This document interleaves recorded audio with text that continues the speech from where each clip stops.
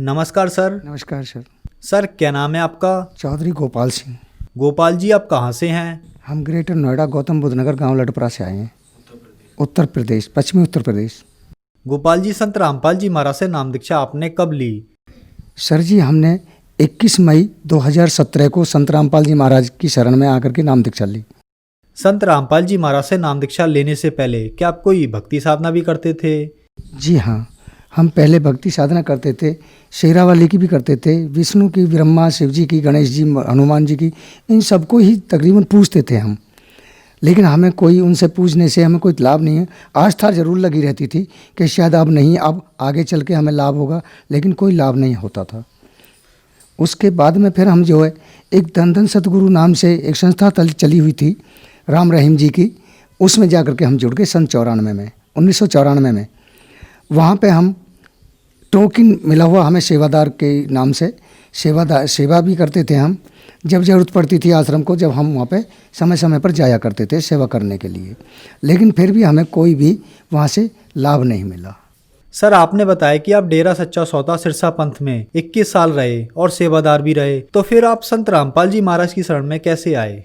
Sir जी, एक दिन क्या है जी, संत रामपाल जी महाराज की शरण में आने से पहले हमारे 3 ऑटो चलते थे। उन ऑटो में एक कोई भगत सेवा कर रहे थे, तो उन्होंने पुस्तक रख दी गीता जयंती की आड़ में, गीता का अपमान। तो वो उस गीता को हमने जब देखा तो हमने सोचा कि भाई ये तो बड़ी अच्छी पुस्तक है। हमने उसको पढ़ा, पहले तो पढ़ लिया, पढ़ने के बाद फिर हमने गहराई में पहुंचना शुरू किया। पहुंचने के बाद में जो पीछे नंबर लिखे हुए थे उन पे हमने संपर्क किया, SMS किया, हमें जो है मिला कि आप जो है पूरा एड्रेस लिख करके दीजिए और आपको पुस्तक भेजी जाएगी। तो सर जी, उस पे SMS पे हमें जो पुस्तक देने के लिए कोई भगत आए और हमने 2 पुस्तक ली, गीता तेरा ज्ञान अमृत और ज्ञान गंगा। तो सबसे पहले हमने भगत जी गीता तेरा ज्ञान अमृत, क्यों गीता को हम मानते थे, जिस पे कृष्ण जी का, अर्जुन जी का फोटो छपा हुआ था, हम उसी को गीता समझ करके हम उसी को अपना श्रद्धा से सिर झुका करके हम उसको मानते थे। थोड़ा बहुत कहीं से हमें कुछ मिल जाता सुनने को तो हम सुनते थे। तो भगत जी हमने जो है वो पुस्तकें पढ़नी शुरू करी। तो 3-4 दिन लगातार हमने जब वो पढ़ी तो जितने श्लोक हमें पढ़ने को मिले जब तक, तो एक दिन हम दोपहर में पढ़ते पढ़ते सो गए और सोने के बाद में सर जी हमारे मुंह से वो सारे श्लोक ऑटोमेटिक निकलने लगे जो हमने पढ़ लिए थे 3-4 दिन में। उसके बाद में हमें अफसोस हुआ कि भाई हम ये क्या देख रहे हैं। तो इतने में ही हमें जो एक सफ़ेद पोशाक में लंबे ठाड़े एक व्यक्ति के रूप में हमें जो हमारे पास आए, हमारे सिर पे हाथ रखा कि बेटा आप तो बहुत पुण्यकर्मी आत्मा है, परमात्मा की भक्त आत्मा है, आप जो बैठे हो और अपना पुस्तक पढ़ो, सत्संग भी सुना करो और नाम दीक्षा लो और अपना कल्याण करा लो। तो सर जी हमें जो उसी समय से ऐसी तड़प पैदा हो गई कि हमारा मन ना तो कहीं पे लगता, ना घर में, परिवार में, कहीं पे भी नहीं लगा। हमने नंबरों पे फिर हमने जो कॉल करी कि जी हमें जो है ये नाम दीक्षा कहाँ से मिल सकती है। तो आगे से जवाब मिला कि आप रहने वाले कहाँ के हैं, कहाँ पे हैं। मान के जी हम पश्चिमी उत्तर प्रदेश गौतम बुद्ध नगर ग्रेटर नोएडा से बोल रहे हैं कि तो आपको जो है कौन सा जगह नज़दीक पड़ेगा। तो उन्होंने 2 जगह के नाम लिए, लौनी और बुलंदशहर।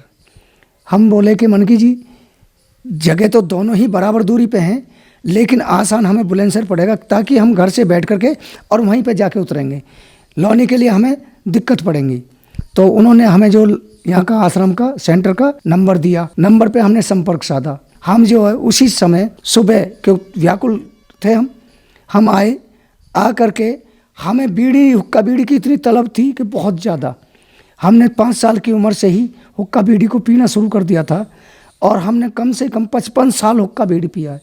इतनी तलब थी किसी तरीके से भी हमारी वो छूटी नहीं थी। संत रामपाल जी महाराज के सेंटर पे जब हम आए तो हमारी जेब में 3 बीड़ी थी। तो हमने सेंटर से बाहर पहले बैठ के हमने वो तीनों बीड़ी पी। पता नहीं आगे चल के हमें पीने को मिले ना मिले, क्या स्थिति बने। तो हमने कुल्ला करके अच्छी तरह से मुंह में ऐसा देखा कि मतलब बास भी ना हो, तो हमने कोल्ड ड्रिंक पीने के बाद में हम सेंटर में आए। सेंटर में आने के बाद में हमने बस सिर्फ सीधा यही लत लगी कि हमें संत रामपाल जी महाराज से उपदेश चाहिए, हमें अपनी आत्मा का कल्याण कराना है। संत रामपाल जी महाराज की कृपा से हमें उपदेश मिला। सर, जब आपने संत रामपाल जी महाराज से नाम दीक्षा ली तो क्या आपको लाभ भी प्राप्त हुए? हाँ जी, हमें बहुत सारे लाभ मिले। सबसे पहला लाभ तो हमें ये मिला, संत रामपाल जी महाराज से उपदेश लेने के बाद में हम बिल्कुल निर्भय हो चुके थे। हमें किसी तरह के कोई भय नहीं रहा कि हमारा कुछ होना भी है नहीं होना है, हमें कोई लालच नहीं रहा। उसके बाद में हमें एक लाभ ये मिला कि हमारी छोटी बहू और बेटा रात के समय में सो रहे थे। उस समय में चोटी कटने का सिलसिला चला हुआ था, तो अचानक से बहू जो डर गई और लड़का ने आवाज़ दी कि पापा, भारती नाम है उस बहू का, कि भारती डर गई है। मन की तो बेटा यहाँ आओ, दोनों उठ करके। अब वे दोनों आए तो जहाँ पे हमने जो चलाते थे वहाँ पे हमने कपड़ा बिछाया कि बेटा यहाँ पे जो दंडवत प्रणाम करो और परमात्मा को शीश झुकाओ। उन्होंने दंडवत प्रणाम किया, हमारे कहने से शीश झुकाया, तो उनका भय एकदम से बिल्कुल निकल चुका था। जैसे वो हमारे कमरे से निकल के बाहर जा रहे थे, तो हमारा मकान 3 साइड से बन के बीच में चौक था। चौक इतना था कि जो कि 100 आदमी बैठ कर के आराम से खाना भी खा लें। तो उस चौक में कर जैसे अपने कमरे में को वो जा रहे, तो हम पीछे निकले, तो संत रामपाल जी महाराज कुर्सी पे बैठे बीच आंगन में हमें दिखाई दिए। हम जैसे जागते हुए, उन्हें कि हम कुछ सपना देख रहे थे। तो सर जी हमने सीधा दंडवत प्रणाम किया। लड़का कहने लगा, पापा ये क्या कर रहे हो? मन की भाई तुम अपने कमरे में जाओ, आपको जो कुछ होना था फ़ायदा हो गया, बाकी हमें जो करना हमें करने दो। तो हमने जो दंडवत प्रणाम किया और आशीर्वाद दे करके परमात्मा हमसे जो चले गए, हम फिर सो गए। अगले दिन बच्चों ने हमसे जिक्र किया, पापा ये कौन सा तुमने अपना जो वो कर रखा? मन की भाई सुनो, जो प्रक्रिया तुम कर रहे हो तुम अपनी प्रक्रिया करते रहो, हम तुम्हारी प्रक्रिया में कोई बाधा नहीं डालेंगे।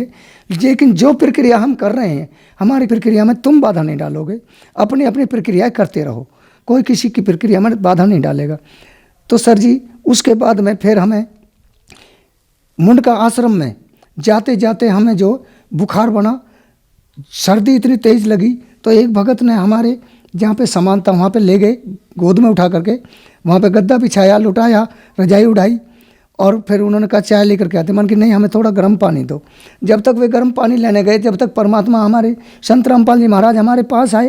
कहने लगे, बेटा घबरा क्यों रहे हो, बैठे हुए दंडवत प्रणाम कीजिए और आप जो सुमरन कीजिए, आपको कुछ भी नहीं हुआ। तो सर जी हमें जो जब ही दर्शन देने के बाद में हमें कुछ भी नहीं रहा, ना बुखार रहा ना सर्दी रही। उसके बाद में 28 जून को हम सेवा से जा रहे थे सेंटर पे, तिलपता सेंटर पे, गौतम बुद्ध नगर का जो सेंटर है संत रामपाल जी महाराज का, वहाँ पे सेवा से जा रहे थे। हमें सतनाम मिल चुका था, सतनाम का जाप करते हुए जा रहे। तो जैसे हम जा रहे थे, हम विक्की से थे, विक्की में हमारी में शिफ्ट कार ने टक्कर मारी। टक्कर लगते ही हमारी विक्की गिर गई और हम भी गिर गए। वहाँ मार्केट थी एक छोटी सी, जहाँ पे 50 बंदे कम से कम थे, जिन्होंने हमें उठाया गाड़ी के आगे से। और गाड़ी का शिफ्ट कार का बम्पर टूट के नीचे गिर गया, बोनट मुड़ गया, चलाने वाले का माथा फूट गया और बराबर में बैठने वाले का होठ फट गया। जब हमें होश आया तो वहाँ संत रामपाल जी महाराज जी कह रहे थे कि बेटा बैठे हो, दूसरों को क्यों गफलत में डाल रहे हो, अपना बैठे हो जाइए। तो हमें होश आया। होश आने के बाद में जिसको खून निकल रहे थे, हमने कहा कि भाई पहले इसका ट्रीटमेंट कराओ, हमारी बाद में चिंता करना, हम ठीक हैं। तो वो सब कहने लगे कि देखो बुढ़े को क्या हुआ है, जो कि इतनी टक्कर से मर जाना चाहिए था, और ये कह रहा है कि भाई इसको पहले ट्रीटमेंट कराओ, अपने लिए कुछ नहीं बोल रहा है। हम बोले कि हमें परमात्मा की कृपा है से हमें कुछ नहीं होगा, हम पूर्ण परमात्मा की शरण में हैं। लाभ और मिला, हमारी नाक में किसी तरह से जख्म हो गया था, उस जख्म में नाक से खूनों की तिल्ली बन जाती थी। हम ट्रीटमेंट कराते थे, दवा लेते थे, लेकिन किसी तरह से भी कोई भी हमें फ़ायदा नहीं हुआ। हम सरकारी अस्पताल में गए तो वहाँ पे उसका ट्रीटमेंट के बजाय हमें जो टीबी घोषित कर दिया डॉक्टर ने। हम कहने लगे भाई इलाज तो हम किसका कराने आए हैं, आप टीबी घोषित कर रहे हैं, भाई हमें आपसे इलाज नहीं कराना। हम वहाँ से वापस चले आए, पर्ची भी हम जो वहीं फाड़ करके घेरी आए। आकर के हम जो सीधे मुंडका गए, संत रामपाल जी महाराज की शरण में जाकर के हमने दंडवत प्रणाम किया कि महाराज आप ही जो भी कुछ हैं, जब इतना हमें सहारा दिया, ऐसे ऐसे एक्सीडेंटों से हमें जीवित बचाया, तो ये तो आपके लिए कुछ भी नहीं है, आप ही हमें ठीक करेंगे, आप ही हमें सब कुछ करेंगे। हम आज के बाद में कोई दवा नहीं खाएंगे। सर जी हमने कोई दवा नहीं खाई, ना कोई कुछ करा, हमारा जभी से नाक का जख्म ठीक हो गया और ना ही हमें कोई टीबी रही। हमने फिर आकर के चेकअप करा तो चेकअप में कुछ भी नहीं, सारा का सारा नॉर्मल रहा। डॉक्टर भी अचंभा मान गए कि भाई जब तो तुम्हें टीबी थी, क्लियर दिख रही थी, और आज तुम ऐसे हमने जो संत रामपाल जी महाराज का शुक्रिया अदा किया कि ऐसे परमात्मा हमें कब से पहले से क्यों नहीं मिले, जो कि आज तड़पने के बाद में इतने समय के बाद हमें मिले। तो हम उन्हीं को याद करते रहे और उन्हीं का जाप करते रहे।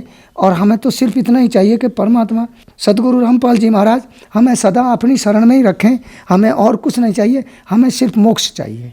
सर, जैसा कि आपने बताया कि आपको बहुत ज्यादा नशे की लत थी, आप बचपन से ही नशा करने लग गए थे, तो क्या संत रामपाल जी महाराज की शरण में आने के बाद आपका नशा छूट गया? हाँ जी, नशा तो ऐसा चला गया। हमने मतलब दवा भी खाई थी, बहुत सारे उपयोग भी किए थे, लेकिन किसी तरह से हमें वो हुक्का बीड़ी की लत नहीं छूटी थी। और शरण में संत रामपाल जी महाराज की शरण में आने के बाद में हमें थोड़ा सा 1-2 दिन तो एहसास सा हुआ, जेब में हाथ जाता था, लेकिन गुरुजी का याद आते ही, नाम याद आते ही हमें ऐसा लगता था कि भाई हम तो बहुत बुरा कर्म कर रहे हैं, हमें ये करना नहीं है। तो 2-4 दिन के बाद में हमारा तो बिल्कुल छू मंत्र ऐसा होगा जैसे कि हम पहले से ही नहीं करते थे। सर, संत रामपाल जी महाराज से नाम दीक्षा कैसे ली जा सकती है? सर जी, चैनल पे शाम को सत्संग आता है संत रामपाल जी महाराज का, और उस सत्संग पे नीचे एक पीली पट्टी चलती है। पीली पट्टी पे कुछ नंबर लिखे हुए होते हैं, उन नंबरों पे संपर्क करें और संपर्क करके अपने नज़दीकी नामदान केंद्र का पता लें और पुस्तक ज्ञान गंगा लें।